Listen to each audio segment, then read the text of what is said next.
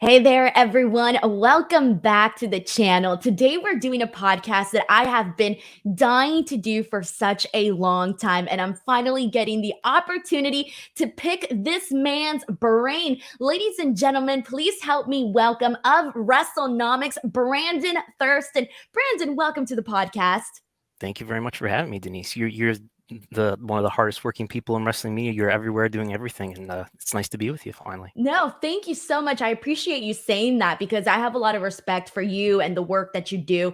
And I honestly meant that when I said that I couldn't wait to pick your brain because, I kind of mentioned this. I don't know if I mentioned this when I gave you the podcast pitch, but I basically said, I'm not great when it comes to numbers and the business side of things when it comes to pro wrestling, but damn it, do I love hearing about it? Do I love hearing people like you, like John Paul, like Dave Meltzer break this stuff down? I love it. So getting you on here to talk about Wrestlenomics, I feel it's going to be great insight for fans to kind of not just learn about, just the wrestling business, but the numbers and the metrics and things like that. Sounds good. I would not consider myself a math expert. There are often questions that I have to reach out to some people who are they actually went to school for math. A lot of this I've learned as I've gone here, but yeah, it's become a more important thing and more interesting thing, I think, as as AEW has emerged as a in some ways a competing wrestling company. Exactly. So let's go ahead and break it down. So I want to start off by kind of giving the people an introduction to you. So, like, Brandon, can you break down what you do for Wrestlenomics and what Wrestlenomics is? So Wrestlenomics is just a brand that, it's mainly it's a Patreon, it's a website, podcast, it's a brand of wrestling media things that we focus on the business of pro wrestling. Um, it was originally created by Chris Harrington way back, without me ever involved, until 2017 when I started to do the podcast with him. Chris has gone on to work for AEW. While we were doing the podcast together, he was actually approached by Tony Khan and helps build the business plan that eventually launched AEW. And he is now independently he's independently removed from Wrestlenomics. It's only me operating it now, along with other contributors who do important work for me also. But we're focusing on the business of wrestling and things like TV ratings, ticket sales, media deals, and anything that's motivating, that's turning the wheel on the business of wrestling. And in this era, it's more than ever media. By media, I just mean any kind of video, whether that's live TV, whether that's a streaming service, whether that's online media. That has become the biggest piece of wrestling business, at least in the US. In Japan and Mexico, the live event is still the biggest piece. But ticket sales are really important too in the US, but they've become the smaller piece. So that's just a brief introduction on why wrestling business is important. So you guys basically cover all ground, like you mentioned, media, which includes video and whatnot, ticket sales, live event stuff, all of that. So that's very interesting because there's a lot of different metrics and numbers and things like that. So before we get into all of the nitty gritty details, I am curious though, how, because you mentioned this was started by Chris Harrington, and at some point you guys were both doing the podcast until he got called up to go to AEW. How did you necessarily get involved in Wrestlenomics in the first place, and where does your interest lie in terms of the analyzing data? Yeah, you want to look a life story first. So I've been involved in wrestling since I was 18. I was an independent wrestler. I don't use the word retire, but I haven't had a match since November 2021. So since I've been 18, I've been involved in wrestling to some degree. You could say I helped run indie shows. I certainly was never the promoter or anything, but in the independents, a lot of the local wrestlers are really deeply involved in running the show itself. So I've had done a lot of that, and have trained people as well. But around 2014, the WWE Network was getting launched, and I've always been interested in the history and in the business side of wrestling. But I've always too been interested in the ways that new technology and new forms of media, like a streaming service or like cable TV or like television back in the 50s when that was new, and the ways that these new forms of media revolutionize people's lives and have often revolutionized the wrestling business. You can look at in the 50s the advent of television.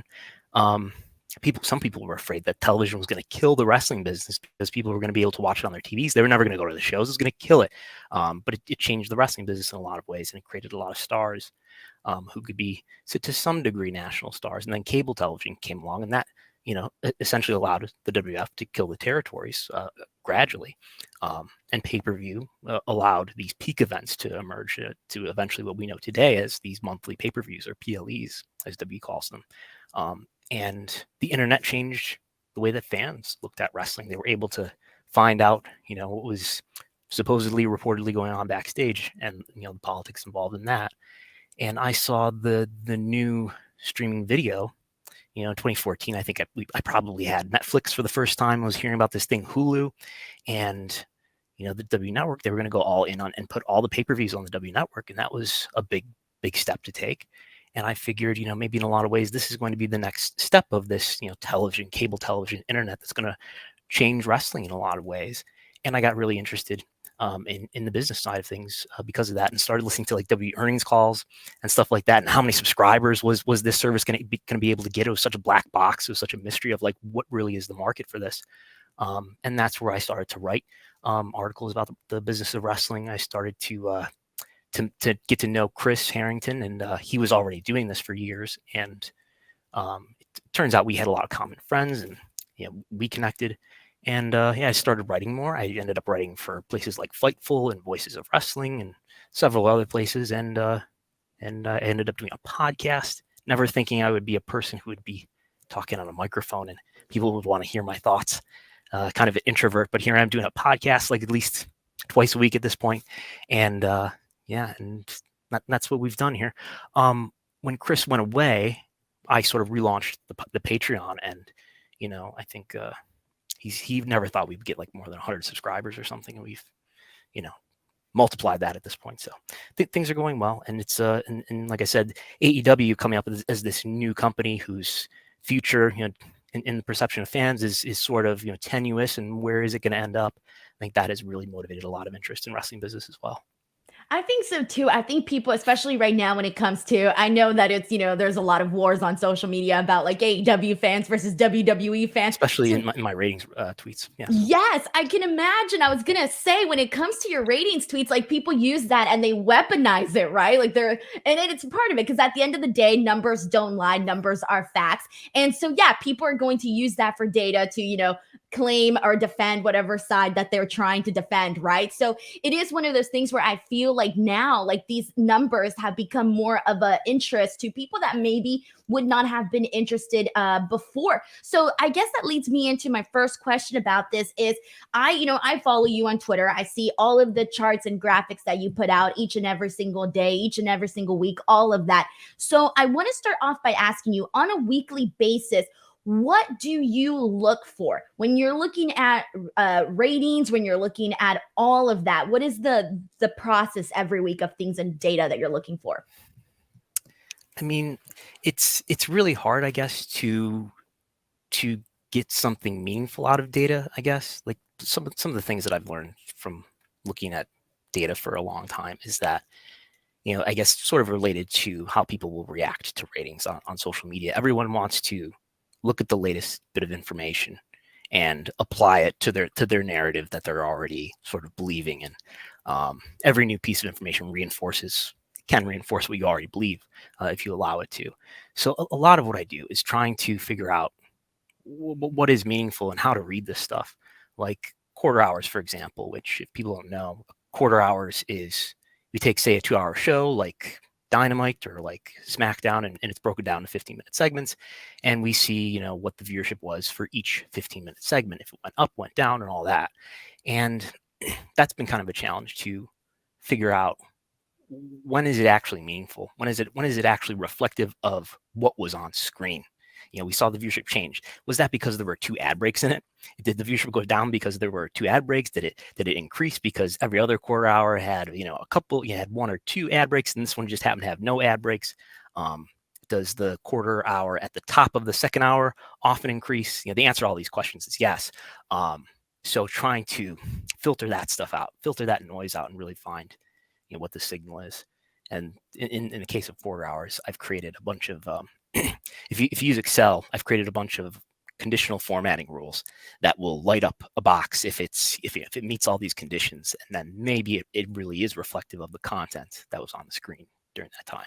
So it's just trying to make sense of things and ask the right questions and figure out when something truly is meaningful. It's usually not 1 week of ratings that mean SmackDown's doing really well or Raw or Dynamite are doing really well. I try not to get too wrapped up in 1 week's ratings, but look at things that are happening over the course of a month, over the course of a quarter, and year over year, and things like that. So when you get, like, for example, let's just say AEW Dynamite this week. So some of the things that you mentioned that you look at are the quarter ratings. You look at, what dipped, what went up, things like that. And do you also like compare that week to, where we were at the same time last year? Do you like to compare it to last year, or do you like to compare it more so like in the month? Like, what is the most telling comparison? I guess the bigger piece of time is always going to be more meaningful. Like right now, I think all the W shows are up year over year. By quarter, Raw is starting to wane a bit, but NXT is up in this quarter. We're talking right now in Q3. It is up 5%, and SmackDown is up 8%. I mean, the bigger piece of time that you can look at, the better. And there is a lot of seasonality to, let's say, Raw is a strong case where there's really pronounced seasonality, where Raw is going to go against Monday Night Football 4 months out of the year. So you don't want to look at, say, what Raw was doing in September and compare it to August and look at it month to month, but look at it year over year. This is how Raw did in this time versus how it did against the football season last year, for example. So you want to look at things like that. And it is true that, like, if you look at TV overall, and I've scraped a website called Showbuzz Daily, which has recently stopped reporting ratings, which is a big deal in my world. But I've gotten all of their data, and you can see that people do watch television less in the summer. So things like that. In the summer, television overall just may be down. And then an even bigger overarching trend is that, cord cutting is happening, and there's plenty of other things to do. There's plenty of other stuff on your phone to do, and a lot of other entertainment options. So there's just less and less traditional TV watching happening over time. That is basically a headwind that all of these shows are walking into, so that, you kind of expect, if all other things are equal, you kind of already expect viewership in this year to be down a few percent versus last year. So yeah, that makes a lot of sense, because you have to correlate as to what was happening last year. And then you got to consider all of these outside factors, like you mentioned, going up against Monday Night Football and things like that. So Brandon, let me ask you, because one of the arguments that I had seen sporadically every now and then in wrestling Twitter is I see people arguing about ratings when it comes to whether or not they matter. Now, personally, I've always been on the side of, yes, of course they have to matter. But I've seen people say, ratings don't matter. Where do you land on this? And why do you think that there are some people that say that ratings don't matter? I think ratings can be misleading is the more intelligent way to maybe to say what they're trying to say. In the case of today's TV, where cord cutting is happening, where there's going to be, in this year, as we speak here, there's probably 70 million cable subscribers in the U.S. A year ago, there might have been 75 million. And, at its peak, I think it had like 100 million homes that had cable in the United States. And it's going to be less and less over time. I don't know where it's going to stop, but, the reach that these networks are able to gather is lower and lower over time. So it can be misleading to look at a chart. I can draw a chart of the entire history of Raw ratings. And, it's at its peak in about the year 2000, and it's been basically down and to the right almost completely consistently over that time. This past year has been a bit different, but it would look like this disastrous fall off over the course of whatever it's been, 30 years, right? Something like that. Yeah, 30 years since Raw's been on the air. And you can dismiss that and say, I mean, look, W's doing well. They're having the best financial business of their entire history. So how can these ratings, if you look at over the long course of history, these ratings that look like they're completely down since the year 2000, how can that be reflective of reality? And it's just the case that even though that viewership has declined, Raw is still one of the most watched TV shows on cable, and it's often the most watched TV show on cable on Mondays, at least in 1849. So they still matter tremendously, and the reason why WWE is in the best financial shape of its entire history is because they have Raw and SmackDown that are really highly viewed programs among all of the other programs that are still around. It's really highly viewed, and networks pay a lot of money for programs that are highly viewed and programs that air live. So let's talk about networks. So you mentioned kind of like paying a lot of money for programs that are highly viewed and, of course, live, especially when it comes to live sports. And, I know some people are going to argue whether or not they consider pro wrestling a sport. That's another subject for another time. But when it comes to live sports, like I know that's something that definitely networks and streaming platforms definitely look for. But I'm curious, on a week to week basis, what would you say network executives look for? So, for example, if I invested all this money in, if I'm Fox and I invested all this money in getting SmackDown as part of my, underneath my umbrella, what am I looking for as a network executive to say, oh, these are good numbers, these are bad numbers, or what? Mainly, I would look at the rank, and a website like Showbiz Daily or what we have now is Spoiler TV. They will post an entire table looking at this is what all the programs on cable did, for example, or if in the case of SmackDown, everything on broadcast in primetime, here's what it did. And SmackDown is often the most watched show in the demo and among viewers 18 to 49 whose ad eyeballs are more valuable. So they're looking for programs that are still the most highly viewed programs, even though you can look at viewership years back and see how much higher viewership in general was years ago, whether it's wrestling or something else. But the way that networks make money, especially cable networks, especially the more well-known cable networks, they make money not only through the ads that they obviously air during the programming, but they get subscriber fees. So if you're a cable subscriber or a satellite subscriber, you're paying probably a lot of money for your cable or satellite bill every year, and that's going to your carrier, who are then paying for the right to have ESPN, USA Network, even Fox on their system. They're paying for that right. So the networks are making money from ads, and they're getting paid by the DirecTVs of the world and Comcast and Charter and things like that. So they're getting money from subscription fees as well as advertisement.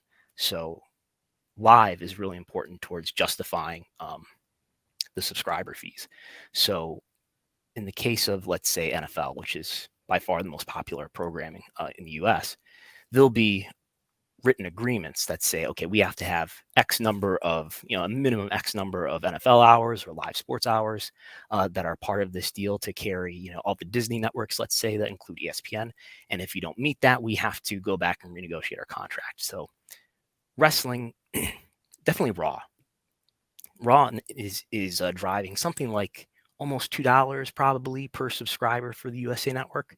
And Raw is by far the most watched show on the entire USA Network, and people watch it live in the same day. Now, wrestling, some people will watch it on DVR. You can debate about, in a definition whether it's actually a sport, but people watch it live in the same day. So that means it's really helping NBC Universal, which owns the USA Network. It's helping NBCU justify the $2 or so that they charge the carriers per subscriber to carry the USA Network. Because the USA Network offers this really popular program called Raw. So what are they looking for? They're looking for the most popular shows that people will still watch live or same day. And as time has gone on, scripted programming, just traditional stuff that we watch on Netflix and Hulu and Max and whatever. Obviously, people are watching that less so on traditional TV anymore, and are watching it more so on streaming networks. So you're not seeing that live and same day viewership on networks like you do see it still for Raw and SmackDown and Dynamite and all the rest.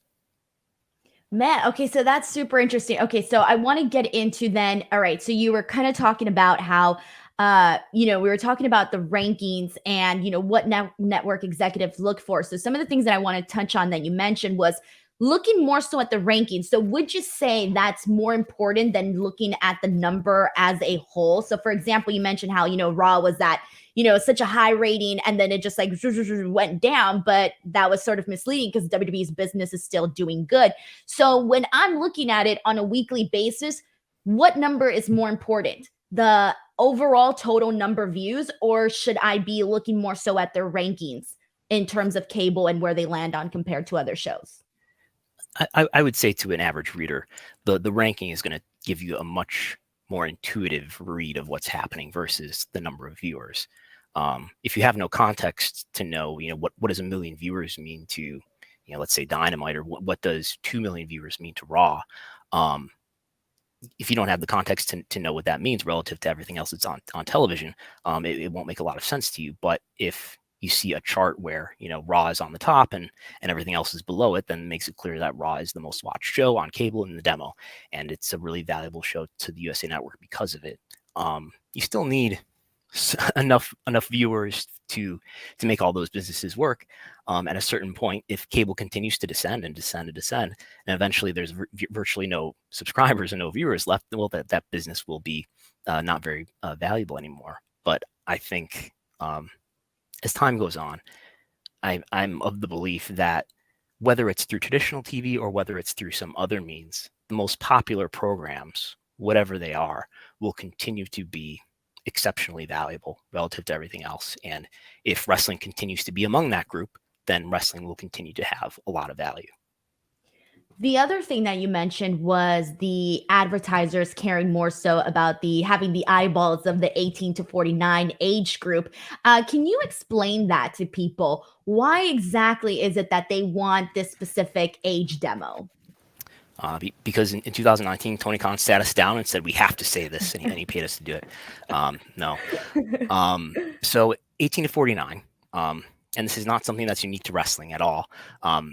All the ads that you see while you watch any TV show, all those ads are sold not against the number of total viewers who are watching, but are sold against some ad demo.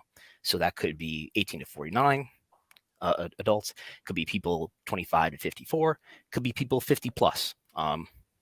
Probably I don't know how much advertising is sold for kids shows these days, but probably when I was a kid growing up watching Teenage Mutant Ninja Turtles and they were advertising toys and stuff, I'm sure that was sold against a very young demo. So the theory is that people who are under 50, they have not become super brand loyal yet. They are still malleable. They can still be talked into trying some new brand, and people over 50 are much harder to convince to try something, some new brand. They've lived 50 years of life. They know which brands are right for them. And people under 18 just don't have that much disposable income yet because they're not adults with jobs yet. And people over the age of 18 or over the age of 25, just they have disposable income. So that's the theory there. And there's different, you can think about different products. When you see vitamins advertised during the news or whatever, that's probably a P50 plus ad demo. But when you see most other, consumer products, household items and things like that, that's probably being sold against a broad 18 to 49 or 25 to 54 or something like that. Man, okay, see, I always thought that was interesting because I'm looking at that and I'm going, I feel like people that are older are richer because right, and they are. Make no mistake about houses, they're richer. So I figured, they would probably be the ones to spend more money. So why are you trying to get this like broke 20-year-old that's trying to make it through college? So I was always interested in that, and I never realized that it was due to the possibility of brand loyalty.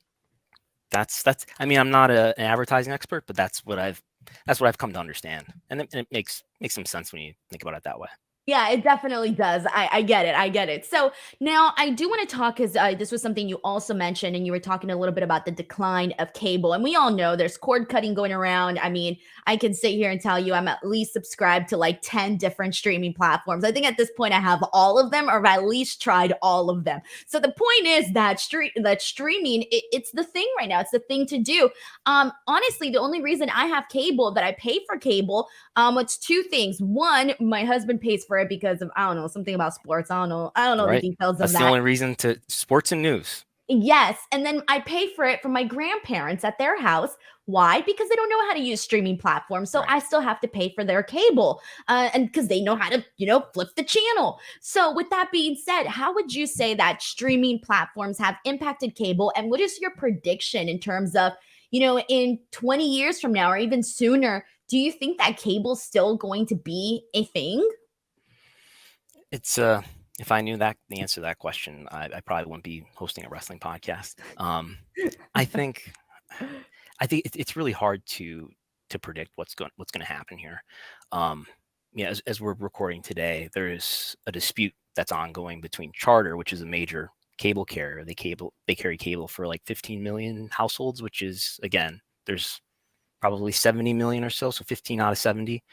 So they're a major cable carrier. They're in a dispute with Disney, which isn't just the Disney Channel, but it's ABC. It's all the ESPN channels, and ESPN is, basically the most powerful cable network that there is. So they're in a dispute about how much Charter is going to pay to keep those networks on the system. They're currently not on the system because they haven't come to an agreement. And people think that this one may be different because there's been a number of disputes that people have probably heard of for a short time, for like a week or two. The networks will be off the system. Customers will get mad. They'll call their local, will call their system and complain, and eventually, the carrier will come to an agreement with the network. But there's discussion now about maybe Charter just wants to withdraw from the cable TV business. Maybe they don't want to be in it as much, because a lot of these cable systems, they offer, their major services are not just cable TV, but also internet. And internet is a much more profitable business for them. And, the internet is not in decline. People are, for the foreseeable future, are going to want internet in their homes as opposed to cable TV, which is obviously in decline. So it could, if there are more disputes like this, and one of the big differences that people have talked about with this story in particular is that when you call Charter and you say, I want to cancel, they say, okay, here, sign up for Fubo, which is what they call a virtual MVPD, which Hulu Live TV and Sling and Fubo are these ways to subscribe to cable essentially through the internet without actually using the traditional cable. So they're encouraging people to leave the system, apparently. So maybe this is a sign that they want to get out of the cable TV business. And if that happens, and if there's more carriers around the country that withdraw to some degree from the cable TV business, that's going to maybe take some of that money away from the networks, the subscriber fees. And those subscriber fees are used to pay huge right fees to major, highly watched sports programs or live programming like WWE and AEW. So we've been in this system for many years where live sports fees have just increased and increased and increased. I've seen a lot of charts where it's an incredible growth, and people have talked for a long time about, this is going to be the year where the sports rights bubble is going to burst, and it never has. We may be on the precipice of at least a plateauing of that value. So we'll see. I think there will always be a market for live programming. Sports aren't going to become less popular. Sports are not becoming less popular. If anything, sports are becoming more popular, and people are finding a way to watch the NFL, whether they have cable or not. So I think there will always be demand for that, and where there's demand, there will be somebody serving it. It's just going to be different how you pay for it, I think, where we may not have what they call the cable bundle, where you just pay whatever it is, $100, $150 a month, and get all your channels. But it's going to be a lot less for the businesses. It's going to be a lot less reliable, guaranteed, recurring subscription model, where you're going to have a lot of what people call churn, where you cancel one service because I'm not going to need it for these months. I'm going to sign up for this service because I'm going to need it instead.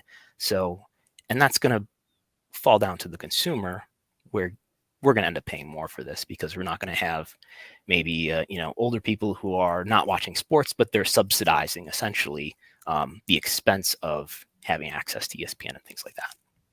Yeah, and you mentioned the thing about, sports and all of that. Like I know my husband will like pay whatever it is just so that he can make sure to watch all his games and he's like, I'm going to find a way. And I know that now they're doing the whole thing with YouTube and YouTube was charging too much money, so he was trying to figure out all these different ways to try to find a cheaper version or a cheaper alternative, and I'm like, "Oh my god, that's so much," and there's just so much that goes into that. But of course, because we are specifically focusing on pro wrestling, I do want to go ahead and kind of take a look at some of the trends for our favorite pro wrestling shows. So I want to start over on the WWE side of things. So talking Raw, SmackDown, and NXT, what would you say are some of the trends that you have noticed in viewership, in the last recent couple of years? Anything that has surprised you or any sort of thing that you notice on a week to week basis when it comes to the WWE side of things? Well, W has a very positive story to tell about their ratings, which has not been the case at any point in the time that I've been following this stuff, which is only since, let's say, I've been covering this since like 2015 or so. And in all of that time, year over year, almost without exception, the ratings for, let's say, Raw, because Raw is a really clean case where it's been on the same network in the same time slot for all those years, and it's been down a little bit, sometimes a lot, year over year. And that's not been the case this year. In total viewership, they've actually been up a few percent year over year. But if you look at the younger demos, the younger audience, because believe it or not, about half the audience in AEW's case, and more than half the audience in W's case, is over the age of 50, which like intuitively makes no sense, but that's what the numbers say. But their viewership has increased across the board from Raw to SmackDown to NXT.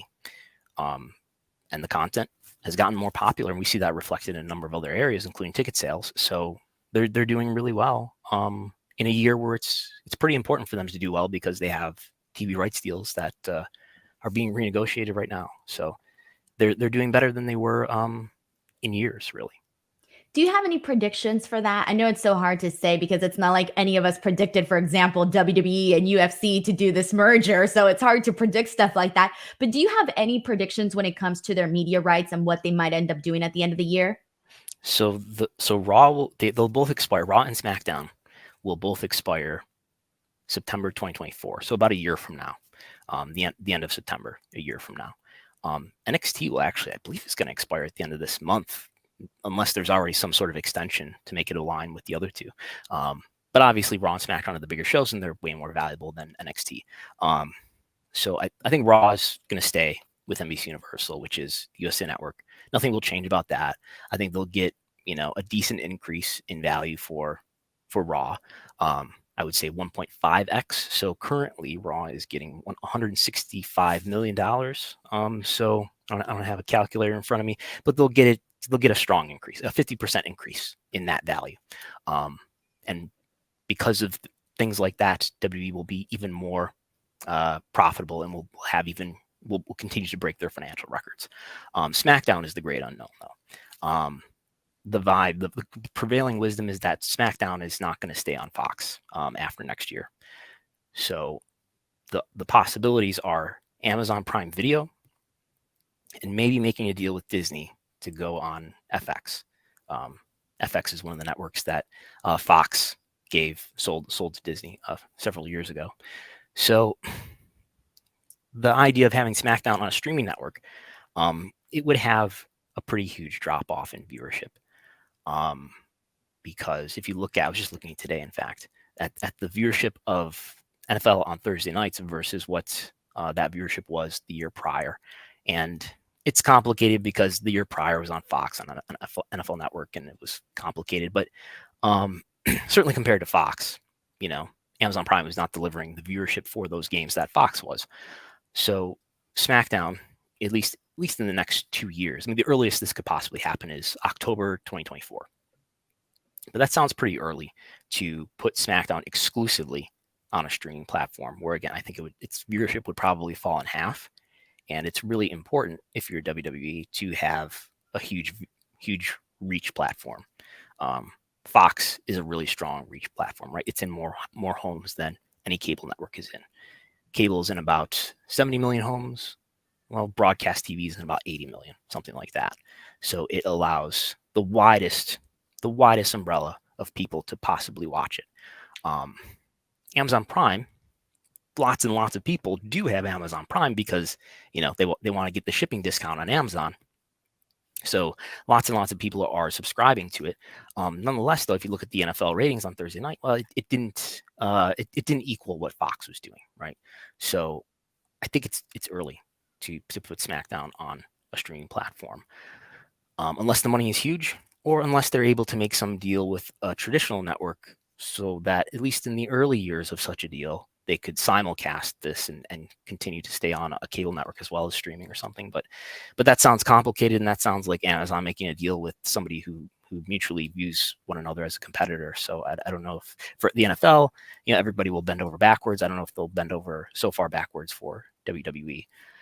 My guess would be going to Disney, I guess, because the merger is about to get done, and UFC is deeply involved with Disney through ESPN, and maybe that makes sense. And it'd be nice to have a relationship with Disney when your Peacock rights come up, and then maybe you can have a strong bidder in Disney through ESPN Plus to bid on the PLE and library rights. So that would be my guess is Disney, but with no confidence. I was going to say, it's so crazy to even think that we're even sitting here having this conversation about, Disney potentially being the place to go. It's wild. So, sticking to the WWE side, because there's still another thing that I wanted to ask you about was NXT.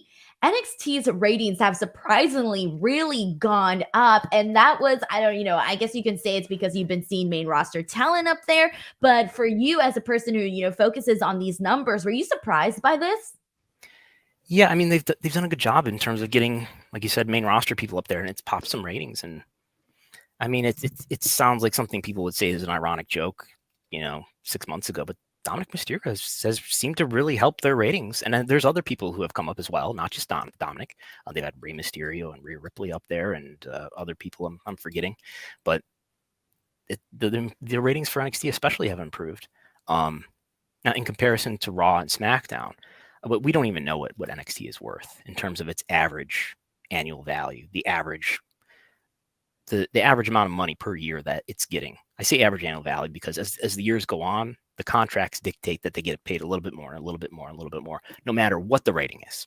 This will blow people's minds when they hear it for the first time, is that yes, the ratings matter, but they matter as they're calculated, let's say every 5 years or so.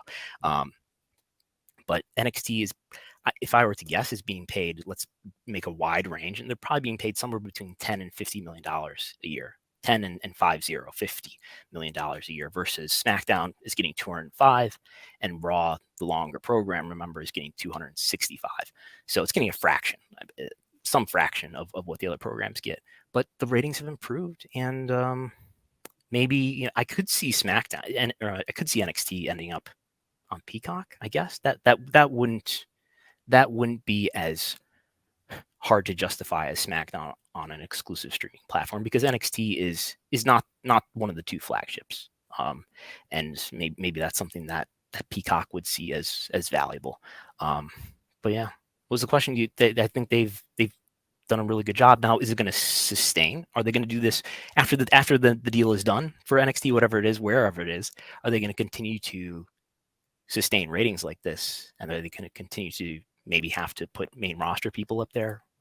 We'll see.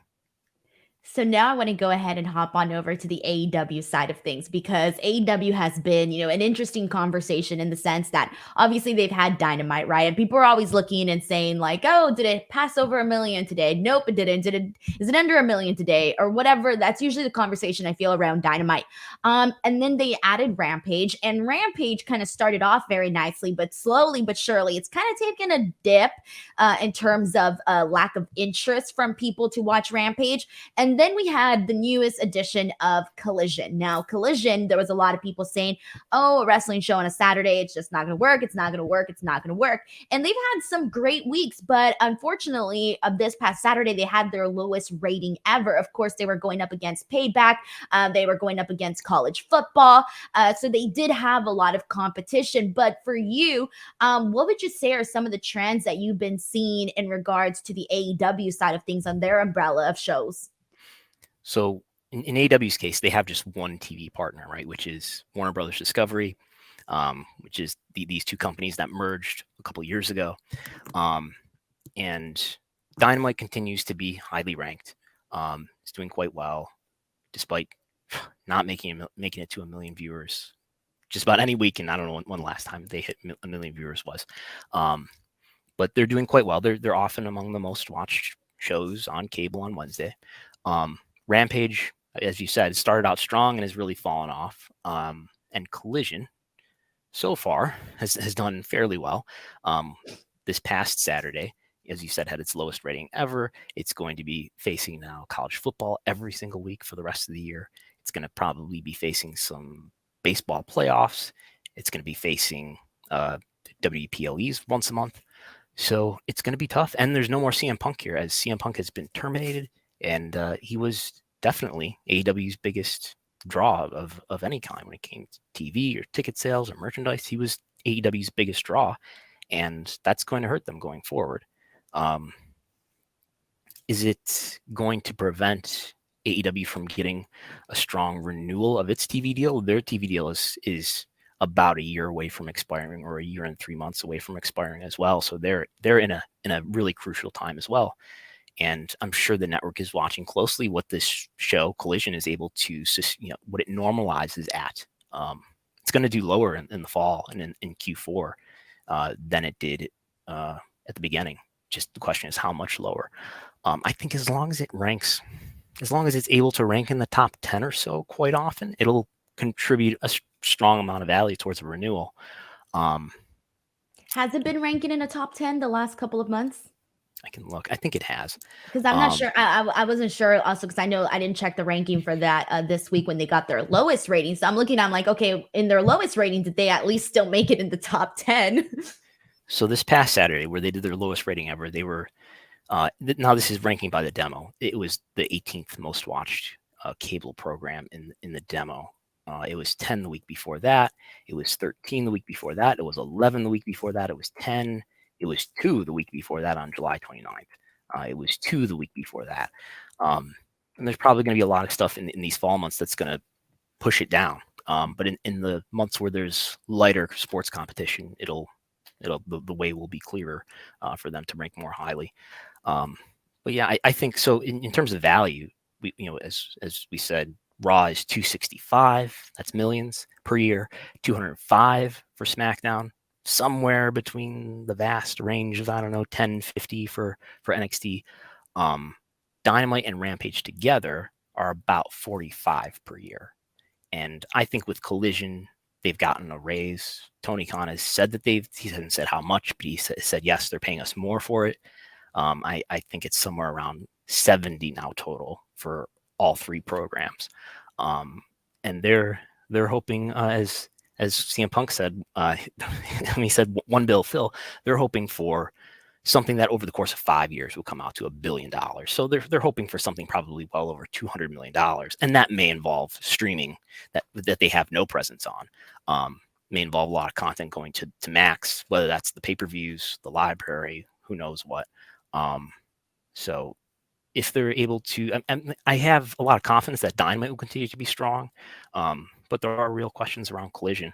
And I guess if I'm the network, like with Punk being gone and with the sports competition making things uncertain, I almost maybe I want to wait until early next year to really see what the ratings are at that time to assess the value and before I get locked into a 4-year, 5-year agreement.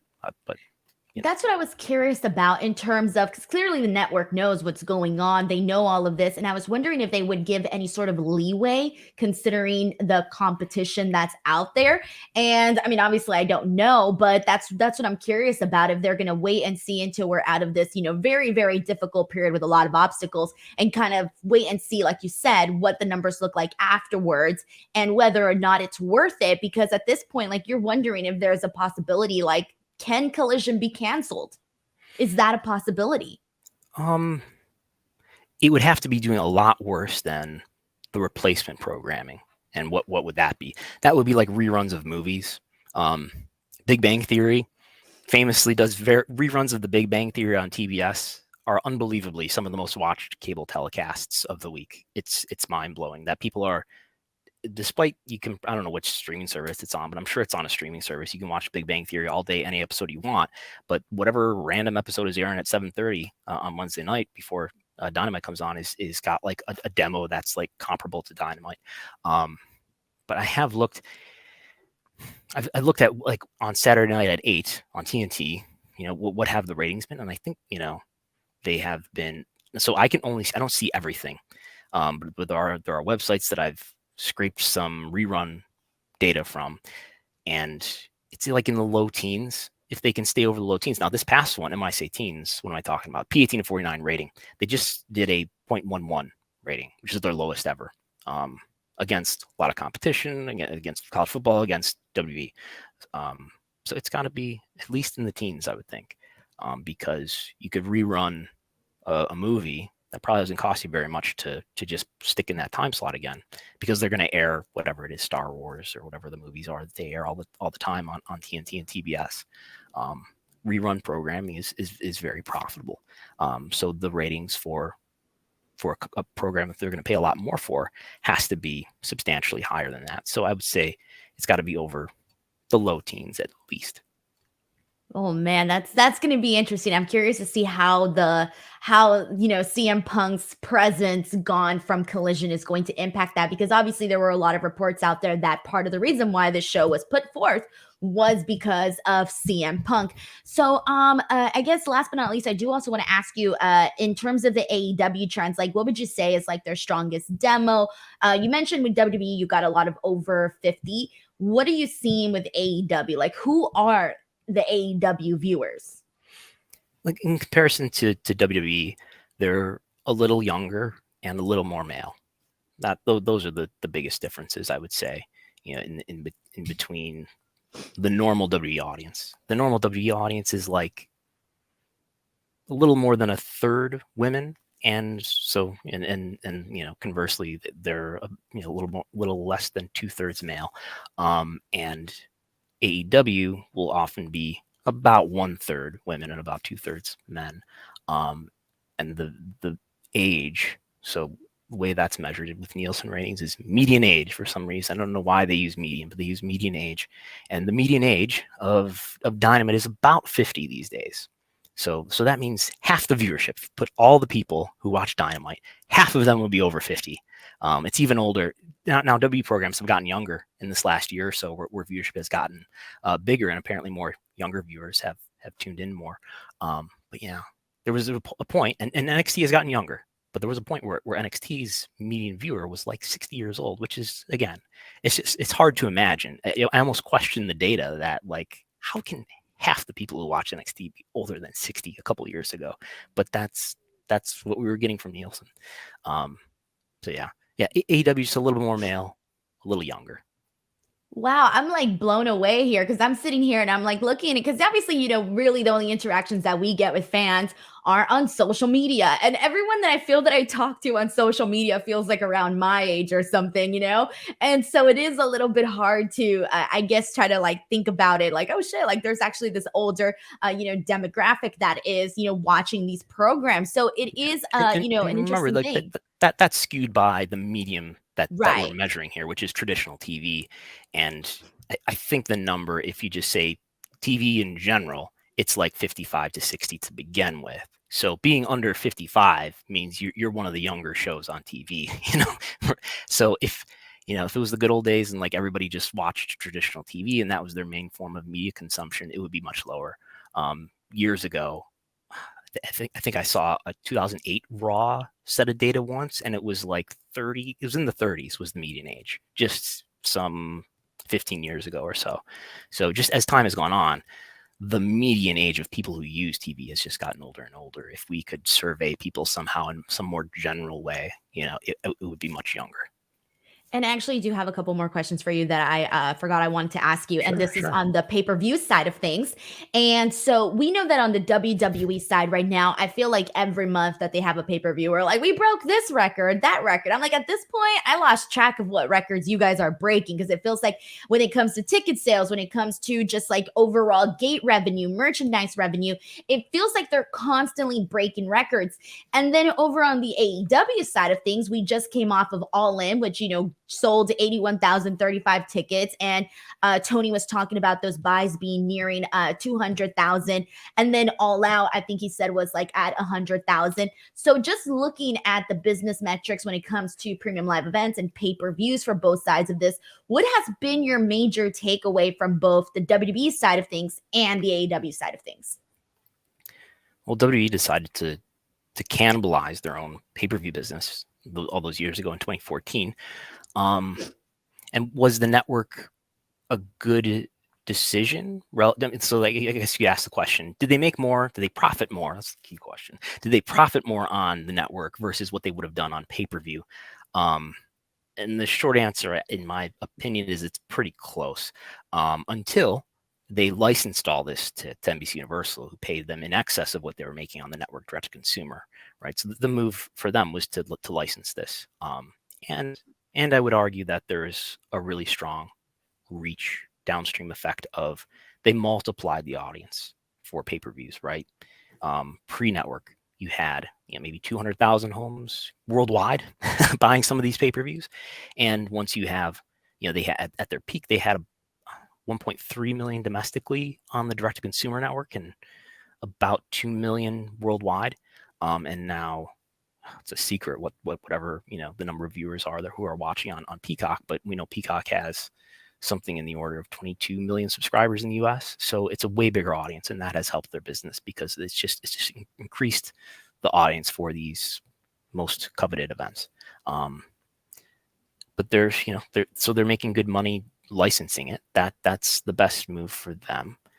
It's a great unknown to think about, like, what if they put the genie back in the bottle and let's imagine they make a deal with ESPN Plus in the next round and they start doing what UFC is doing on ESPN Plus and charging like what AEW currently does, charging an upcharge of $50 or $60 for these. Would that, has popularity or has the fan changed in some way that would be the better way to do business? I think it's enough of a risk, and the answer is unclear enough that I think it's too big of a risk to take. But they're doing well with their premium live events. They're making $200 million a year, so almost the same as what they're making from SmackDown, just for having 12 events in the library, and all the other content that goes with that on Peacock. So, and we'll see what happens with AEW.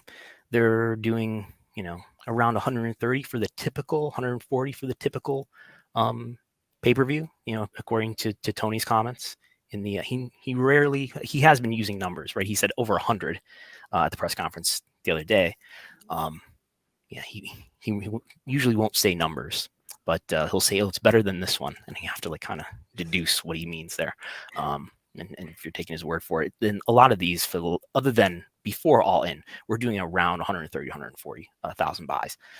So that's pretty good. I mean, he makes the comparison, and I think it's a valid one. I mean, if you look at what WCW was doing at the very end, it was doing around 100,000 buys for some of their pay-per-views near the end. So they're doing better than what WCW was doing at times.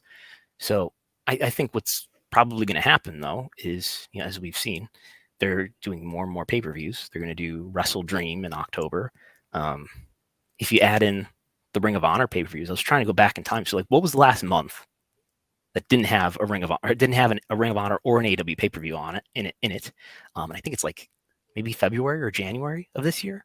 So I think they're trying to just create at least a once a month pay-per-view event that they can eventually bundle together and perhaps license to Max for a lot more money than they're able to make direct to consumer through selling it on pay-per-view. And it would give it a bigger audience that I think would have a strong value as well. So I think that could be part of the next deal that they make with WBD. They could give them the library. Obviously, it's a much smaller library than WWE has, but it's a library, and it's going to continue to grow. and maybe they can give those events to them as well that will help them not only make money but expose that content to everybody. And as we've seen, Max wants to do live sports, which they're going to start in October, I think, with baseball. Okay, so baseball is going to be like the first test of them doing like live streaming sports, right? I think so. Wow, that's nuts, because that's true. Like right now, especially if we're getting monthly pay-per-views, it's hard to be spending $50 every month on a pay-per-view. And like with WWE, if they were to somehow go back to the model of spending, $30-50 per pay-per-view, I mean, I would be skipping so many shows because it's just too much money to commit to. And I think now they've kind of gotten the viewers used to, if you're paying, $5.99 or $9.99 for the Peacock, then that just feels like I wouldn't want to pay much more than that. Right. It would be a big risk to go from, it was one thing when it was just $9.99 a month, but to go from Peacock is now is $1 more than it was a month ago, I think, but it's now $5.99 for the ad tier.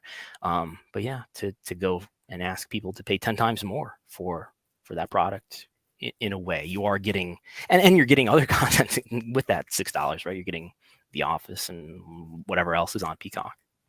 Yeah, exactly. So I just feel like it would be too crazy. But Brandon, I want to thank you so much just for all of the incredible insight that you have provided here. I feel like I'm coming out of this just like with a whole new perspective. And I hope everybody here watching also gained some really great insight when it comes to the business side of pro wrestling. Brandon, for those that are interested in learning more or just keeping up with weekly numbers and trends and getting more, analytical data from you, where can people check out your stuff?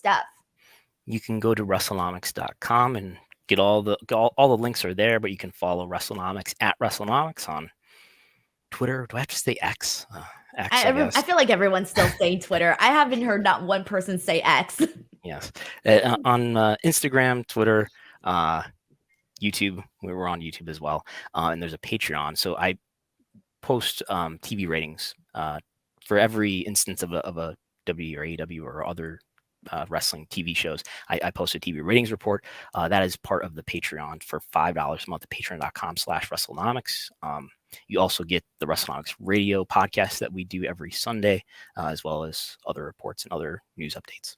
That's really, really cool. Brandon, thank you so much for taking the time to chat with me today. Thank you to everybody watching. And of course, I'm going to post all of the links in the description box below where you guys can find Wrestlenomics and Brandon's work and all of that good stuff. Please let me know your feedback on this episode. And if you would like to see more episodes like this, please let me know in the comments section below, and we'll catch you on the next one. Thanks, everyone.